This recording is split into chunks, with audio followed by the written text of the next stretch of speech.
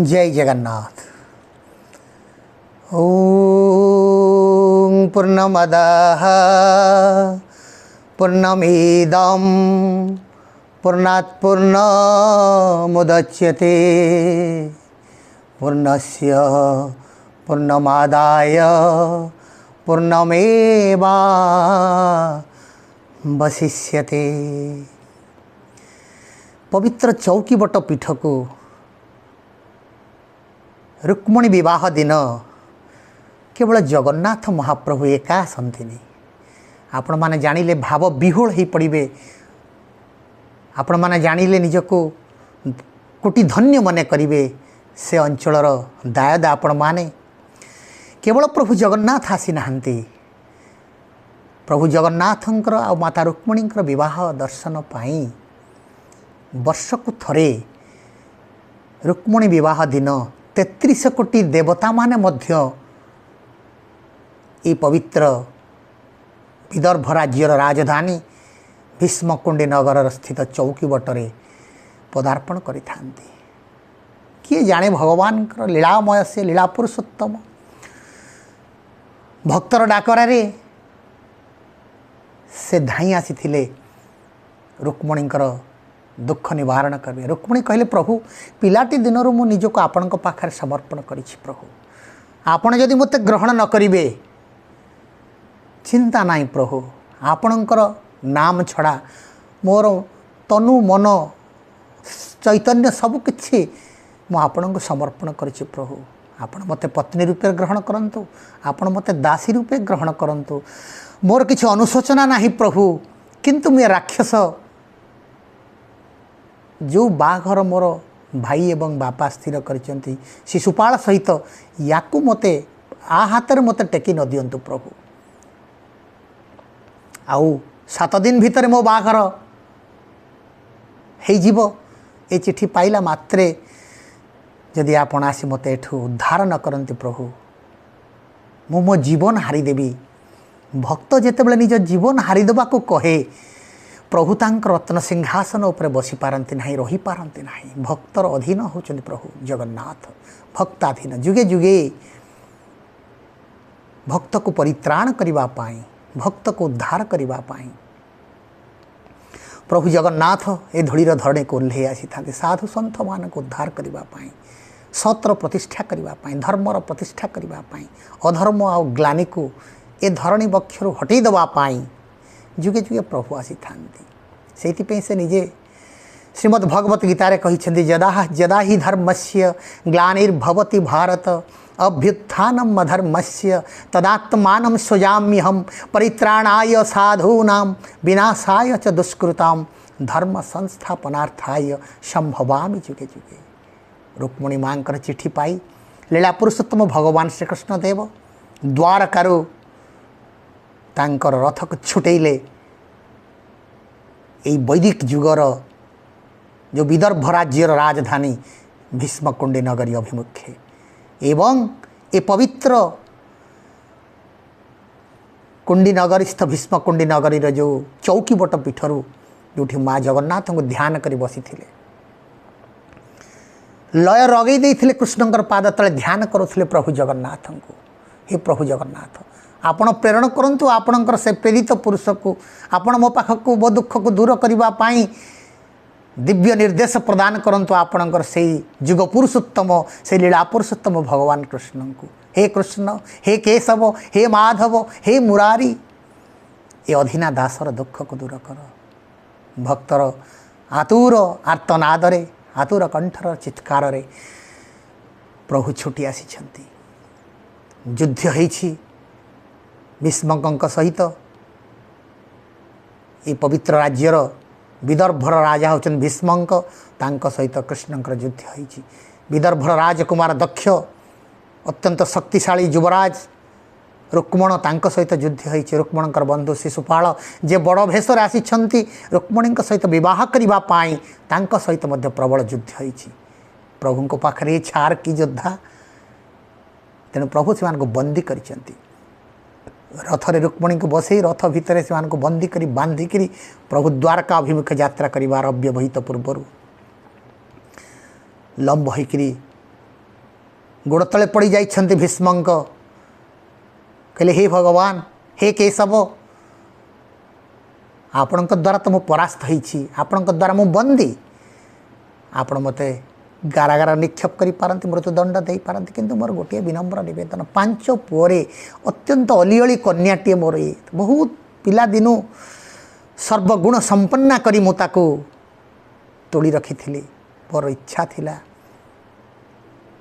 ए summer श्रेष्ठ कीर्ति श्रेष्ठ जस होची कन्यादान श्रेष्ठ कर्म कहले अत्युक्ति हेब नाही कन्यादान होची श्रेष्ठ कर्म हे प्रभु आपण तो मोर कन्या को नहीं जाउचंती दासी करंतु कर पत्नी करंतु जहाँ आपणकर इच्छा किंतु जदि आपण पत्नी करने को नौ थांती हे प्रभु हे केशव आपण कथा देइचंती मोर झीर कथा रक्षा करी आपण आसीचंती ताको तो निश्चय विवाह करिवे सबु आपणकर इच्छा पूर्ण हेब प्रभु ए दासानुदास भीष्मकर इच्छा टिके पूर्ण करंतु भीष्मक एतिकी चाहे कन्यादान करिवार सुयोग टिके मते दियंतु मोर अंतर भीतर आज दग्ध विदग्ध हो जाउछि भक्ति गदगद कंठरे भीष्मक लंबा होकर कृष्ण पाद तले पड़िक कहले हे प्रभु ये पिता हिसाब से छोटिया कार्यटे करिवार मते सुयोग दिया जाऊ मो निज हाथ में मोर कन्या को आपन समर्पण करी भीष्मकर अनुरोध कृष्ण शुणुथांती ठीक यही समय विदुषी आपण मानकर अंचल कन्या जे होचंदी रुक्मिणी से भगवान कृष्ण पाद तले हाथ जोड़िक कहले प्रभु मो ए दासी गोटे छोटिया अनुरोध मु कहूनी आपणकर पत्नी हिसाब से मत ग्रहण करंतु आपणकर दासी हो आपणकर जहाँ भी मत जो हिसाब से ग्रहण करंतु प्रभु मु तो ए जीवन में आपण ही मोर स्वामी आपण ही मोर प्रभु आ जदि मते आपण विवाह करंती आपणक परिवार आपणकर वंशर ये हूँ प्रथम विवाह रुक्मिणी आपण जानिथिबे रुक्मिणी होचंती पाटराणी जो अष्टपाट वंशी भगवान कृष्णकर अच्छा से भीतर प्रथम सर्वश्रेष्ठा राणी होचंती रुक्मिणी तेणु देवी रुक्मिणी विदुषी महीयसी प्रतित्पन्नमतिता नारी वेद को गर्भस्थ करिथिबा नारी रुक्मिणी भगवान कृष्ण को बुझाउछन्ति प्रभु हरण करी विवाह करबा हरण करी पाटराणी करिवार जो परंपरा जुग जुग पई रही जीवो आपणकर चरित्र रे कला दाग लगेब आपणकर वंश रे कला दाग लगेब से खा भूंज गिल मते नहीं करी द्वारकार विवाह करिवे से विवाहटा एठी करी कन्या हिसाब से मते जदि नहीं जानती ये केड़े सुंदर कथा न हो प्रभु गोटे नारी को हरण करी विवाह करी पत्नीर दर्जा दबा आउ जने नारी को विवाह करी पत्नी रूप में आनिबा आपण विचार करंतु प्रभु कोटा ठीक है लीला पुरुषोत्तम भगवान श्रीकृष्ण रुक्मिणीकर विचक्षण बुद्धिमता देखिक कहले माँ ठीक कहते तेणु ये दुईटा काम प्रभु कहले आपणकर इच्छा पूर्ण हम मोर वंश को जो कलंक लगे ता लगे ना मोर चरित्रगत कलंक निष्कलंक है आपणकर पिता मध्य कन्यादान करिवार सुयोग पाइबे तेणु समस्तंकर कथा को ग्रहण कर लीला पुरुषोत्तम भीष्म को कहले महाराज ये पवित्र जोठी मु रुक्मिणी को हरण कली ये पवित्र पीठर विवाहर व्यवस्था करंतु ये आप कन्यादान करेंगे लीला पुरुषोत्तम भगवान कृष्णकर निर्देश पाई विदर्भर नरेश भीष्मक तत्क्षणात पवित्र चौकीबट पीठरे कुंडी नगर राजधानी भीष्म कुंडी नगरी राजधानी ये जो देवस्थल चौकीबट स्थल रे विवाह आयोजन करते प्रकृत यथार्थ ये पवित्र चौकीबट पीठर ही भगवान कृष्ण सहित रुक्मिणीकर विवाह होता से ये परम पावन पीठ परम पवित्र क्षेत्र तेणु देवी रुक्मिणी कहले प्रभु आउ गोटे एक अनुरोध मोर रक्षा करेंगे यदि भगवान विवाह करुछंती ताहले देवता माने से विवाह रे उपस्थित रहिले आपणकर किछि कहिवार अछि कि यदि आपण अनुरोध करती यदि आपण निर्देश दियंती मु अनुरोध करी 33 कोटी देवता मान को ध्यान माध्यम मोर प्रार्थना माध्यम से माने भगवान करे विवाह कार्य उपस्थित रुहतु लीला पुरुषोत्तम भगवान श्रीकृष्ण कहले रुक्मिणी तथास्तु रुक्मिणीकर मनोवांछा पूर्ण है तत्क्षणात रुक्मिणी ध्यान में बसिक 33 कोटी देवादेवी को प्रार्थना कले देवता मान अपेक्षा करी रही थे लीला पुरुषोत्तम स्वयं विष्णुंकर अवतार जगन्नाथंकर प्रेरित लीला पुरुषोत्तम भगवान जितेबाला आज विवाह करुछंती से अमृतमय दृश्य दर्शन करने को किए बा न चाहूब कहले 33 कोटी देवता देवादेवी माने आनंद भक्ति गदगद कंठरे पुष्पवृष्टि करी ये पवित्र चौकीबट पीठरे पदार्पण करथिले एवं स्वचक्षुरे जगन्नाथंकर रुक्मिणींकर विवाह बा लीला पुरुषोत्तम भगवान श्रीकृष्णंकर रुक्मिणींकर विवाह दर्शन करथिले। सेइथिपाई एई पवित्र पीठरे जेतेबेले रुक्मिणी आ जगन्नाथंकर विवाह होची 33 कोटी देवता मान को कलश माध्यम उपासना करा जाए, आराधना करा जाए कि विवाह मंडप पर स्थापना करा जाए, 33 कोटी देवादेवी मान पूजा करा जाउची। एभली परंपरा, एभली संस्कृति, एभली ऐतिहासिक दिग्दर्शन, आध्यात्मिक पराकाष्ठापूर्ण निदर्शन समग्र विश्व में कौटी देखा जाए ना। भगवान विवाह को 33 कोटी देवादेवी मैंने आसी देखुंट। से साधु सन्थ माने, भक्त माने, श्रद्धालु माने, ये अंचलवासी माने ये रुक्मिणी विवाह दिन, रुक्मिणी हरण दिन बा जो दिन रुक्मिणी विवाह होता ये चौकी बट पीठरे समस्त एकत्रित होता। जगन्नाथ लोक मानकर विश्वास रही, भक्त मानकर विश्वास रही, वर्षक थरे चौकी बट को यही रुक्मिणी विवाह दिन प्रभु जगन्नाथ आसी। जगन्नाथ तांकर भक्त मानकर डाकरारे विभिन्न अंचल को जाइछन्ति। आपण पद्म वनपीठ लेम्बाड़ जितेबाला अच्युतानंद महाप्राण दिवस है, भक्त मैंने एकाकार होकरी अच्युतानंद को जगन्नाथंकर पदारविंदर आश्रय प्रार्थना कले। से दिन अच्युतानंद महाप्रयाण दिन, अच्युतानंद ब्रह्मलीन विलीन दिन हूँ स्नान पूर्णिमा दिन। लोक कथा कहे, भक्त माने कहती, भक्त मानकर डाकरारे, भक्त मानकर प्रेमपूर्ण समर्पण रे प्रभु जगन्नाथ पद्मवन पीठ को स्नान पूर्णिमा दिन जाइछांती। खंडगिरी हूँ जगन्नाथंकर गुरुंकर घर। आज सीना एवं शंकराचार्य परंपरा आरंभ है, कहीं सत्यजुगुरु प्रभु जगन्नाथ अच्छा। जितेबले नवजौवन दर्शन दिन अणसर घर आसला प्रभु सतक जमी पुनर्जन्म लाभ करती। तेणु नवजौवन दिन प्रथम करी से आसिकी खंडगिरी रे जो साधु सन्थ माने शह शह वर्ष धरी तपस्या करुले से दीक्षा ग्रहण करती। जगन्नाथंकर गुरु घर हूँ खंडगिरी।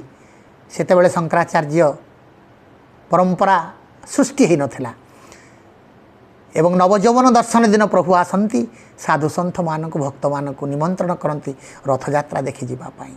आज मध्य साधु सन्थ माने से पदांक अनुसरण करते। विश्वास रही खंडगिरी अंचल भक्त मानकर खंडगिरी रे संश्लिष्ट थिबा खंडगिरी कुंभमेला सहित जड़ित थिबा भक्त साधु सन्थ मानकर विश्वास रही प्रभु जगन्नाथ नवजौवन दर्शन दिन निश्चित खंडगिरी आसबे, दीक्षा ग्रहण करेंगे, साधु सन्थ भक्त मान को निमंत्रण करेंगे रथयात्रा देखि जीवाई।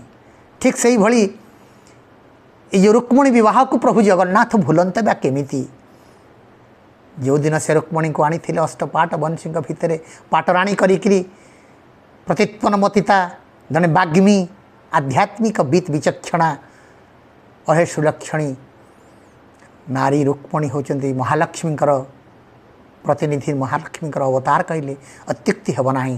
तांको जेतेबेले जगतपिता ग्रहण करथिले से दिन को बा प्रभु जगन्नाथ भूलते केमिति कहूनाहांते। तेणु आज भी भक्त भावे अनुभव करे प्रभु जगन्नाथ रुक्मिणी विवाह दिन चौकी बट को आसुचंती एवं तांक सहित ये पवित्र विवाह को देखिबा पाई 33 कोटी देवादेवी माने मध्य आसुचंती।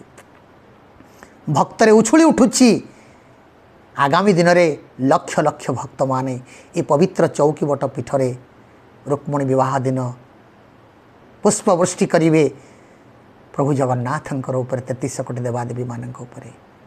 तेणु आसंतु आमे समस्ते सम्मिलित होई ये देव दुर्लभ विवाह जहाको 33 कोटी देवता माने दर्शन करि थांती, साधु सन्थ माने दर्शन करी कृतार्थ ही थांती। ये संसारी जीव बद्ध जीव लोभ मोह काम क्रोध मद माश्चर्य कामिनी कांचन विभिन्न प्रकार रिपुमान भितर जर्जरित होता मनीष तार चर्म चक्षुरे रुक्मिणी सहित प्रभु जगन्नाथ विवाह दर्शन करी निज जीवन को धन्य कर दो। जय जगन्नाथ, जय जगन्नाथ, जय जय जगन्नाथ, जय जय जगन्नाथ, जय जय जगन्नाथ।